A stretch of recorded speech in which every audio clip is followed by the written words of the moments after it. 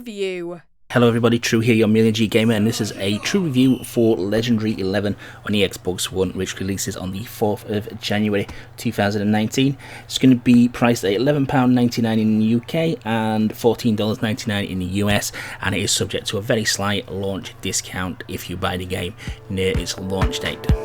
Story. So story-wise, there's not really anything. You pick your team of your choice from a multitude of national teams and play through your cup of choice, whether it be African, Asian, European, American or World Cup. You do also have friendly matches available to you, online matches, and you can play legendary matches as well, which gives you a scenario where you have to meet certain set criteria like come from behind, win by a certain margin, or win by a certain margin and don't concede a goal, for example. Graphics. Now graphically, I quite like the game's graphical stylistic choice of choosing 80s football players. If you Google 80s football players, you will notice that the trend around the time was very, very short, and the hairdos were legendary. There was mullets, there was afros, there were perms, you name it. It was a time to live, and that's what the game tries to recapture, and it does it quite well. Although there's not an awful lot of character models going on there. The initial splash screen when you boot the game up does show an awful lot more character models, and does show some footballers who are instantly recognisable, who are actually from the era of the 80s, which is a little bit odd, such as I think Bobby Charlton is there, and I think he retired way before the 80s if I'm correct, but I may be wrong there. But graphically, stylistically, it's quite a good choice to have. It sets it apart from your FIFA, your Pro Evolutions, and gives it that kind of fun, kind of comedy vibe. The graphics do kind of have a low res look to them. They kind of look harkening back to like the PS2 original Xbox era. Pictures themselves and the stadiums are the biggest letdown. There's hardly no crowd in there, big massive spaces between the crowd graphics are really, really iffy. Sound.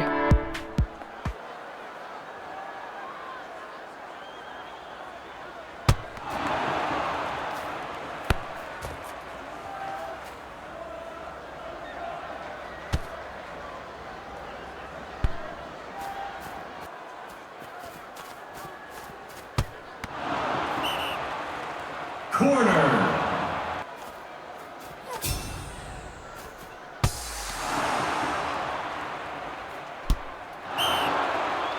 Goal!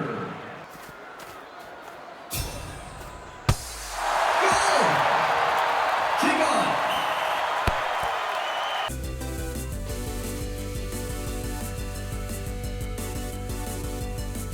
On to sound. Again, sound as the game is pretty minimal, to be honest with you. I mean, there's not an awful lot you can do with a football game.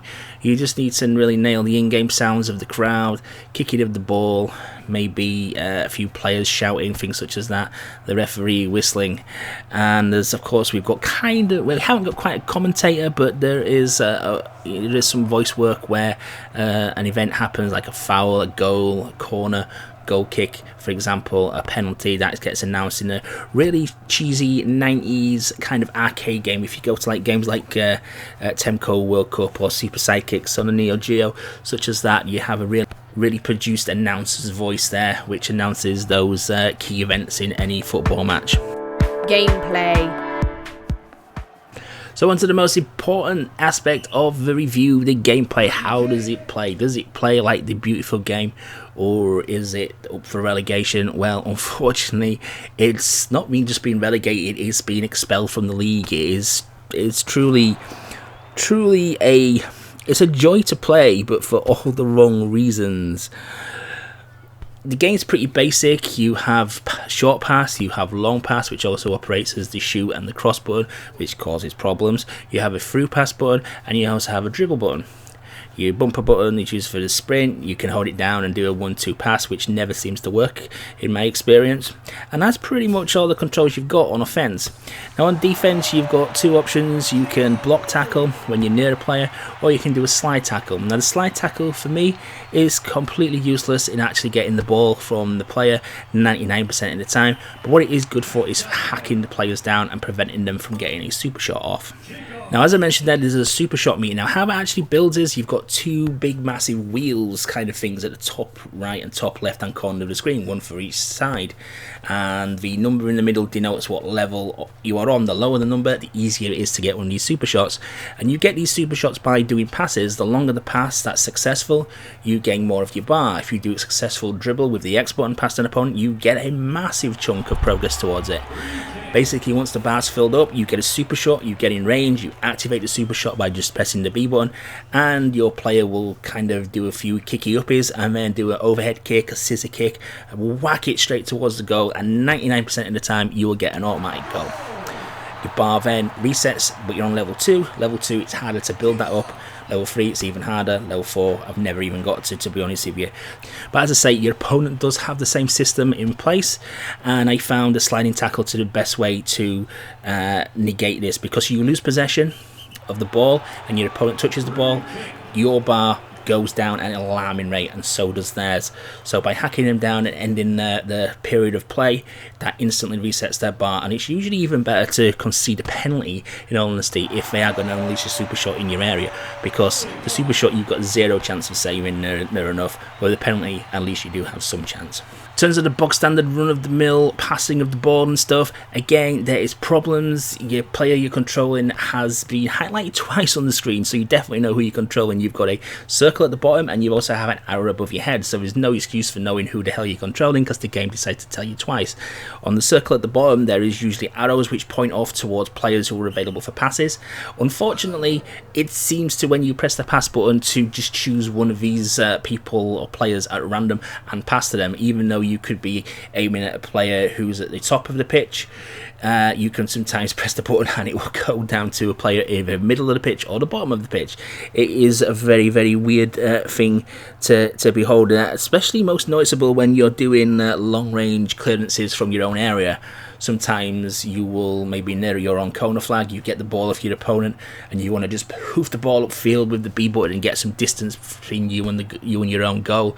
And the game, in its infinite wisdom, decides to whack the ball right across your own area, in effect doing a cross for your opponent, crossing the box completely and meeting a player on the other side of the pitch, or going out of play simply. It's very, very inconsistent, and every time you do press the button, you are in for a bit of a lottery of what the hell is going to happen. In terms of tournaments to play through, you have all different continental cups to play. You have the African, Asian, American, European and World Cups.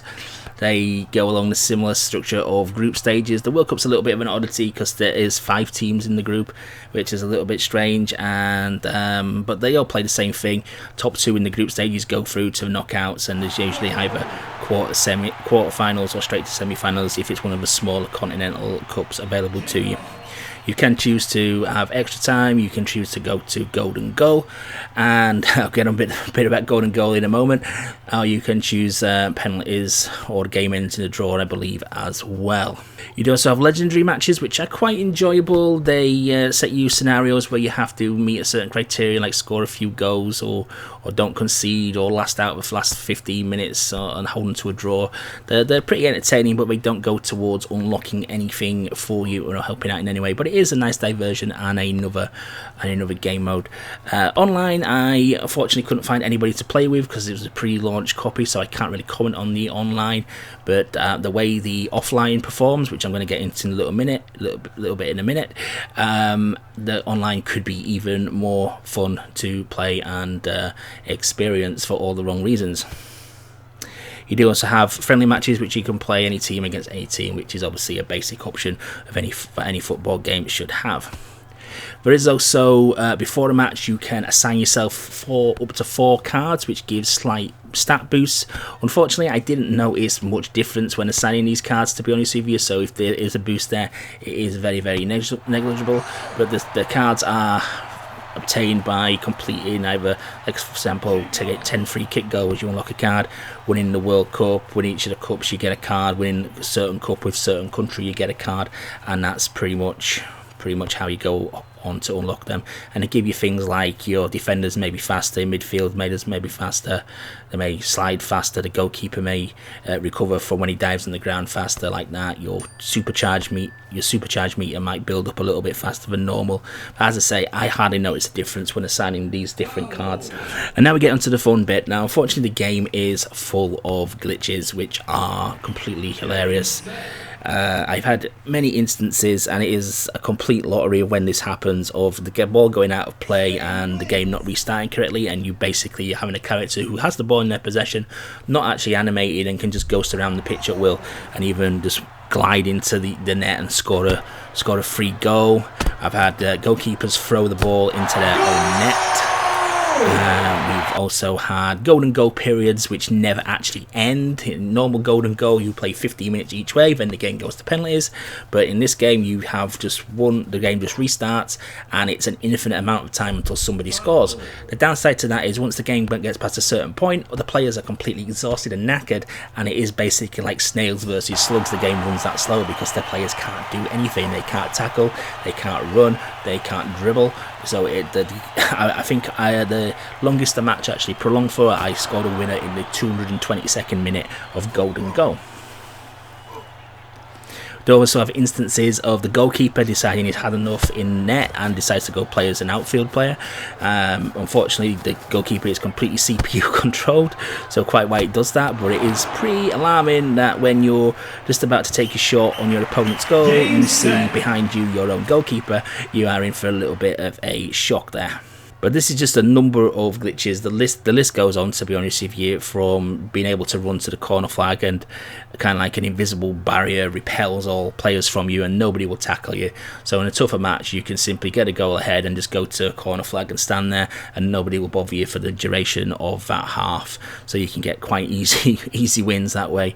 It is just very, very, very strange, and I just don't understand how these could have crept through. And I did a bit of research on this game because this game originally came out on the Nintendo Switch, and it seems that it had these similar problems.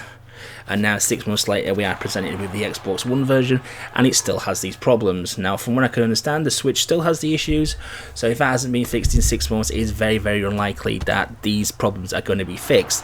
I mean, obviously keep us fingers crossed, because if they are fixed, there's a mildly entertaining football game here. I think there's a missed opportunity as a whole, though. I think it should have gone down the full comedy route.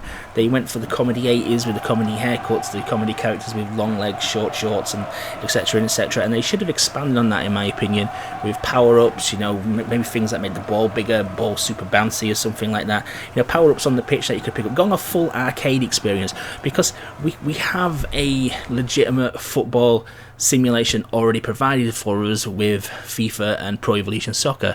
Sure, they are full price titles, but the previous year's iteration you would probably be able to pick up for the same price as this game, and if you want any true football experience, then you would go for one of those.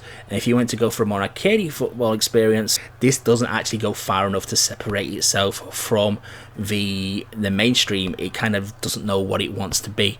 But like I say, with all the glitches, unfortunately it's a definite disaster.